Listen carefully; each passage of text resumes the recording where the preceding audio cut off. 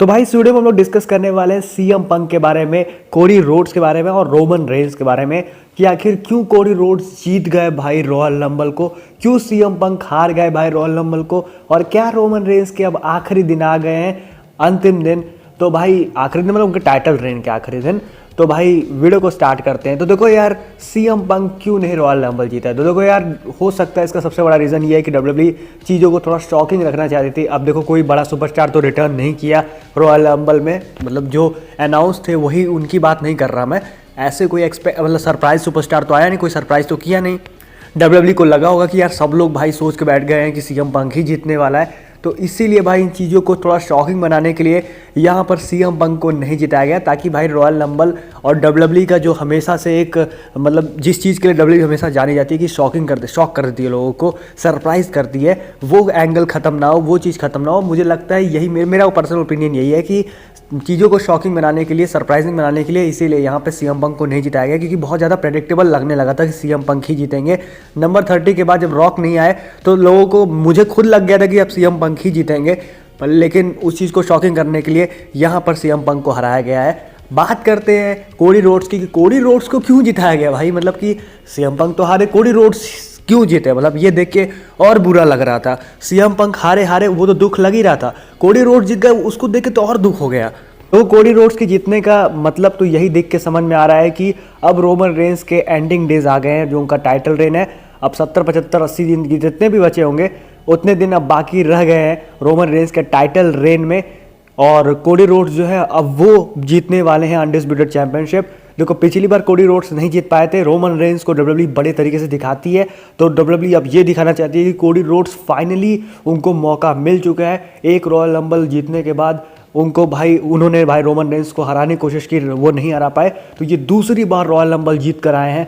और डब्ल्यूडब्ल्यूई दिखाना चाहती है कि कोडी रोड्स ने पूरे साल स्ट्रगल किया है और फाइनली उनको मैच मिला है, तो एक तरफ से वो बड़ा सुपरस्टार दिखाने की कोशिश कर रही है। और बैक टू बैक 2 बार रॉयल रंबल अगर कोडी रोड्स जीतेंगे तो कहीं ना कहीं लोग इस बारे में ज़रूर सुनेंगे, जो कैजुअल ऑडियंस है वो भी सुनेंगी कि अच्छा, ये सुपरस्टार लगातार 2 बार रॉयल रंबल जीत गया।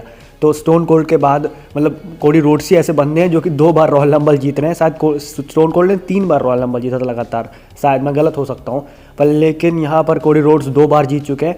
तो भाई ये पक्का, ये न्यूज़ तो बहुत ज़्यादा फैलेगी कि भाई कोडी रोड्स 2 बार रॉयल रंबल जीत चुके हैं। शायद डब्ल्यूडब्ल्यूई का विजन यही है कि एक तरफ से मतलब हाइप बनाने के लिए Cody Rhodes versus Roman Reigns के लिए। हालांकि यार सच बता रहा हूँ, मैं तो हाइप नहीं हूँ भाई, मैं तो देखना भी नहीं चाह रहा हूँ कोडी वर्सेस रोमन रेंस का मैच।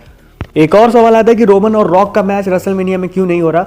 मतलब रॉक ने तो टीज किया था रॉ पे आकर, तो रीज़न यहाँ पर सिंपल सा है कि रोमन रेंस काफ़ी लंबे समय से चैंपियन है, कोडी रोड्स को मौका नहीं मिलता। अगर रोमन वर्सेस रॉक होता तो यहाँ पे कोडी की जो अपॉर्चुनिटी है वो छीनी जाती, कोडी फैंस का ऐसा मानना था। तो कोडी फैंस को खुश करने के लिए, जो 2-4-15 फैंस हैं कोडी रोड्स को, उनको खुश करने के लिए ट्रिपल एच ने यहाँ पर रोमन रेंस वर्सेस रॉक, जिसको भाई बिलियंस लोग चाह रहे थे इस मैच को देखना, वो कैंसिल कर दिया ताकि 15 लोग बेचारे खुश हो जाए।